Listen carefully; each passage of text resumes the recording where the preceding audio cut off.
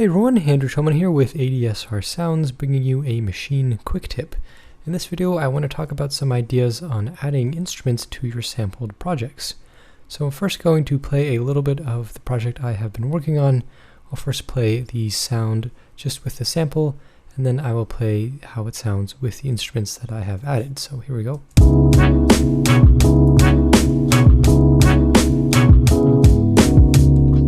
There is the non-instrumented sample, and then here we go adding in the instruments.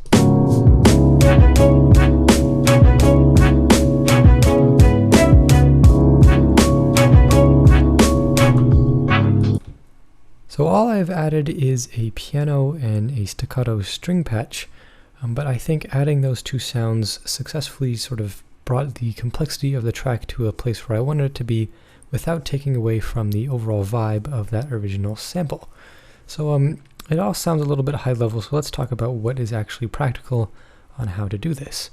So the first thing, let's go through on how I added these instruments. I will start with the piano. Taking a look at the actual notes I have sequenced in, they are incredibly simple. It's a low octave that plays once in a while down here, as well as some repeating notes, and then eventually some repeating octaves.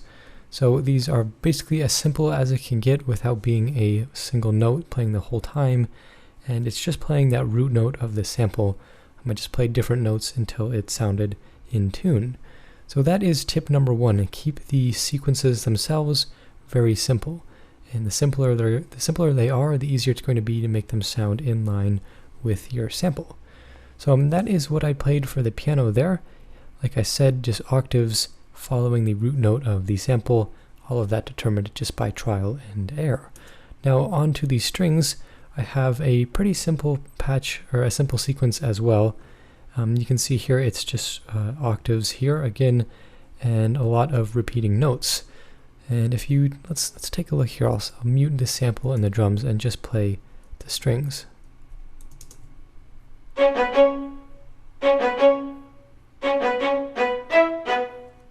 So although this melody or this sequence is a little bit more complicated than the piano, it's still pretty basic, repeating notes with some spaces in between.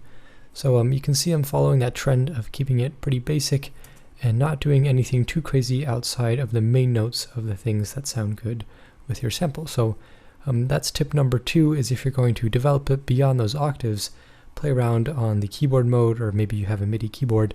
Play around until you find the notes that work with your sample, and then keep your melodies within those same notes. So that covers it for the actual recording process, the actual notes that you can use for your instruments.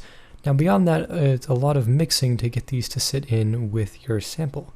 So all the mixing starts with the sample itself. So I'll head over here to my sample group, and you can see I have a compressor that's not doing anything to really make it fit. That's more of just a general mixing effect there. But the main one here is the EQ. And this is a pretty aggressive EQ setup I have on here. I'll show you how it sounds before and after, and then I'll talk about why I did it.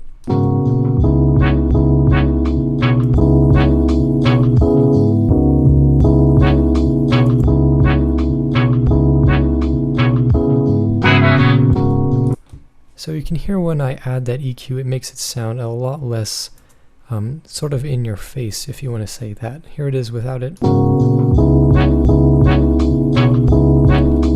There's that weird sort of resonant frequency, or there's some weird frequencies happening in there. So I toned them down using the EQ, mainly cutting down the highs and bringing out the high mids a little bit, and then a little bit of low reduction in the lower frequencies. So that is basically just getting the sample to sound a little bit better, especially since I'm adding instruments in these ranges, in the same ranges of the sample that's taking up. So by cutting a little bit of those frequency ranges, I sort of open up some room for the samples, or for the instruments, to come in and fill out. So that's tip number three there. If your sample sounds really weird, you might have to do some mixing effects, mainly EQ, to get that frequency response sort of opened up for what you want to add. So adding the EQ here,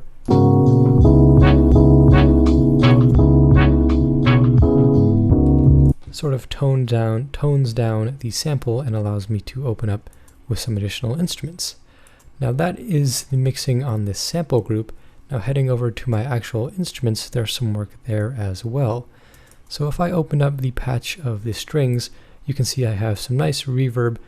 It's a convolution reverb, I think, built into session strings, and that is going to allow the strings to have a nice acoustic space and not sound super dry.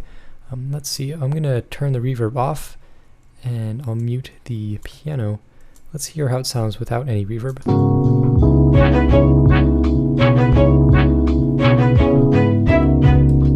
So the strings really don't fit at all. They're very jarring, they stand out a lot. So turning on the reverb, I'll do it as it plays.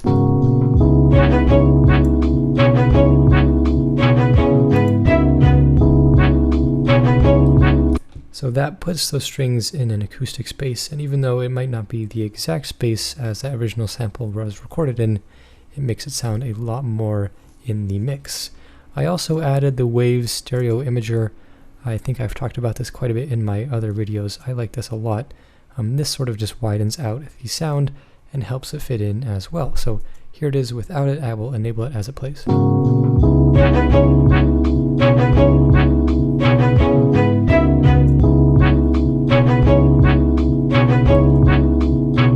So that just brings out the strings to the left and the right rather than right down the center. So that is it for the strings. On the piano sample, I have some reverb as well, and then a little bit of compression. I think that just might have been part of this preset. But those two effects, mainly the reverb, help it sit in the space. Let's turn them off and see how it sounds.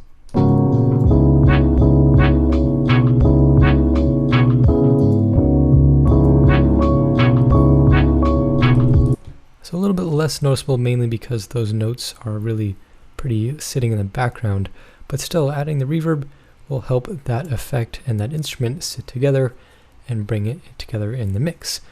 And finally, if you want to glue everything together by your mastering effects, let's see, I have a solid bus comp and then a limiter. My basically always effects, I always use these effects on the master bus for a quick and dirty mastering, a mastering chain there. So adding those will sort of glue it all together and bring together all of your hard work. So I think that is about it for this. It's a pretty quick process, or a process to talk about at least. It's a lot of trial and error to figure out what sort of instruments to use and how to record them in. But as a quick recap, number one, keep things simple. Number two, play the notes that sound good with your sample, and you discover this by trial and error.